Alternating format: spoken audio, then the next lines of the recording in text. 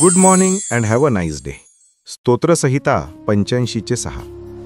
तुझ्या लोकांना हर्ष पावावा म्हणून तू आमचे पुनरुज्जीवन करणार नाहीस काय? खरा पुनरुज्जीवनाचा स्रोत देव आहे. तुम्हाला विश्वास आहे का की देव तुम्हाला पवित्र आत्मा देण्यास तयार आहे?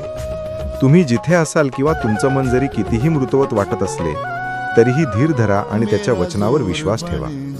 एक शक्तिशाली सत्य म्हणजे आपल्या देवाकडे पुनरुत्थानाची शक्ती आहे.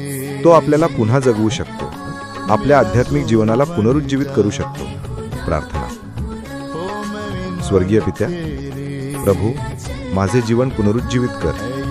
मी तुला गमवून बसलो आहे. मला असे बनव जेणेकरून पवित्र आत्मा मिळेल आणि सत्य प्रकट करेल. तुला जे महत्त्वाचे वाटते ते करायला शिकाव. माझे जीवन तुझ्या हाती घे. माझे जीवन तुला गौरव द्यावं. येशूच्या नावाने आमेन.